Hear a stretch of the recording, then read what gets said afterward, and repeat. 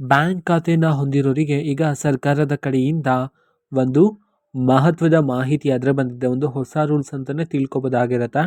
So ಬನ್ನಿ ಅದರ ಬಗ್ಗೆ ಕಂಪ್ಲೀಟಾಗಿ ಇನ್ಫಾರ್ಮೇಷನನ್ನು ಈ ವಿಡಿಯೋದಲ್ಲಿ ನಾವು ತಿಳ್ಕೊತಾ ಹೋಗೋಣ.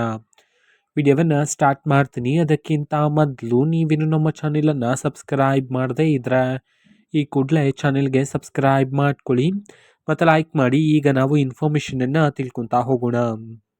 ಸೊ ಹೌದು, ಈಗ ಬ್ಯಾಂಕ್ ಖಾತೆನ ಹೊಂದಿರೋರಿಗೇ ಒಂದು ಮಹತ್ವದ ಮಾಹಿತಿಯನ್ನು ತಿಳಿಸಿರ್ತಕ್ಕಂಥದ್ದು. ಈಗ ಹಲವಾರು ಜನ ಬ್ಯಾಂಕ್ ಖಾತೆನ ಹೊಂದಿದ್ದು ಅವರು ಚೆಕ್ ಬುಕ್ಕನ್ನು ಸಹ ಯೂಸ್ ಮಾಡ್ತಿರ್ತಾರೆ.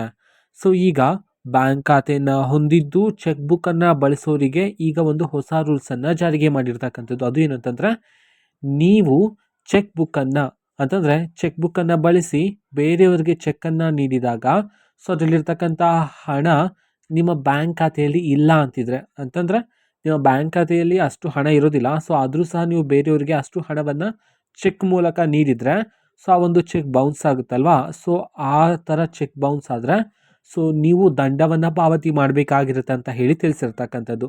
ಸೊ ಹಾಗಿದ್ರೆ ಎಷ್ಟು ದಂಡವನ್ನು ನೀವು ಪಾವತಿ ಮಾಡಬೇಕಾಗಿರುತ್ತೆ ಅಂತಂದರೆ, ನೀವು ಚೆಕ್ಕಲ್ಲಿ ಎಷ್ಟು ಹಣ ಪಡೆದಿದ್ರೋ ಸೊ ಅದರ 2 ಪಟ್ಟು ಹಣವನ್ನು ನೀವು ದಂಡದ ಮೂಲಕ ಪಾವತಿ ಮಾಡಬೇಕಾಗಿರುತ್ತೆ ಅಂತ ಹೇಳಿ ಈಗ ಮಾಹಿತಿಯನ್ನು ತಿಳಿಸಿರ್ತಕ್ಕಂಥದ್ದು.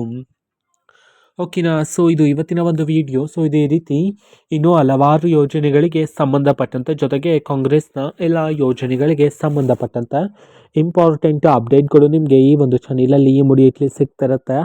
ಅದಕ್ಕೋಸ್ಕರ ನೀವಿನ್ನೂ ನಮ್ಮ ಚಾನೆಲನ್ನು ಸಬ್ಸ್ಕ್ರೈಬ್ ಮಾಡದೇ ಇದ್ದರೆ ಈ ಕೂಡಲೇ ಚಾನೆಲ್ಗೆ ಸಬ್ಸ್ಕ್ರೈಬ್ ಮಾಡ್ಕೊಳ್ಳಿ. ಸಬ್ಸ್ಕ್ರೈಬ್ ಮಾಡೋದ್ರ ಮುಖಾಂತರ ನಾನು ಯಾವುದೇ ವಿಡಿಯೋ ಹಾಕಿದ ತಕ್ಷಣ ನಿಮಗೆ ನೋಟಿಫಿಕೇಷನ್ ಸಿಗುತ್ತೆ. ಅದರ ಮುಖಾಂತರ ನೀವು ಬೇಗನೆ ವಿಡಿಯೋವನ್ನು ನೋಡ್ಬೋದಾಗಿರುತ್ತೆ ಮತ್ತು ಆ ವಿಡಿಯೋದಲ್ಲಿರುವ ಇನ್ಫಾರ್ಮೇಷನನ್ನು ನೀವೀಗ ತಿಳ್ಕೊಬೋದಾಗಿರುತ್ತೆ.